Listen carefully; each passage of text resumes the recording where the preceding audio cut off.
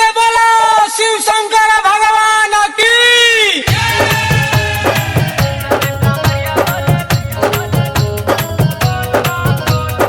Music by DJ Vikas Bettiah. presented by Unseen Films। कांधे पे कमर लेके खड़ा दुआरिया, भीड़ बड़ी हको बाबा खोल के बोरिया। कांधे पे कमर लेके खड़ा दुआरिया, भीड़ बड़ी हको बाबा खोल के बोरिया।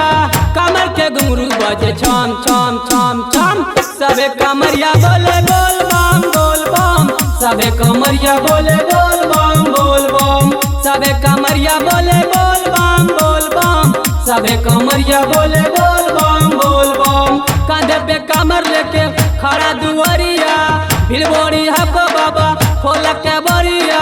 कमर के घुंघरू बाजे छम छम छम छम, सबे कमरिया बोले बोल बम बोल बम। सबे कमरिया बोले बोल बम बोल बम।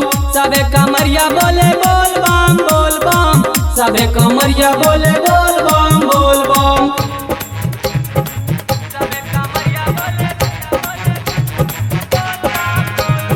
Music by DJ Vikas Bettiah.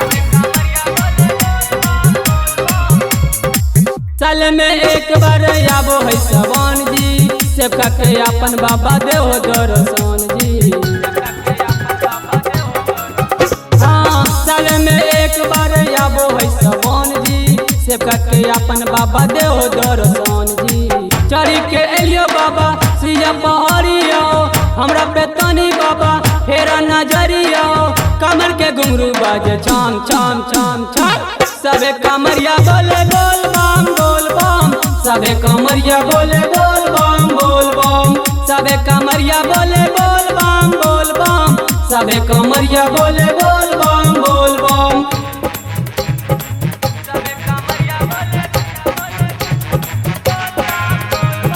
Music by DJ Vikas Bettiah.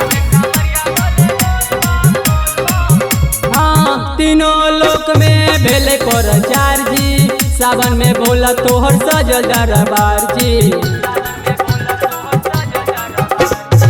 तीनों लोक में भेले पर चार जी, सावन में बोला तोहर सजल दरबार जी। सुल्तानगंज से बाबा भोरी के जला बाहो, कौशल संतोष वाइलो तोहरे शिवाला बाहो। कमर के घुंघरू बाजे छम छम छम छम, सबे कमरिया बोले बोल बम बोल बम। सबे कमरिया बोले बोल बम बोल बम। सबे कमरिया बोले बोल बम बोल बम। सबे कमरिया बोले बोल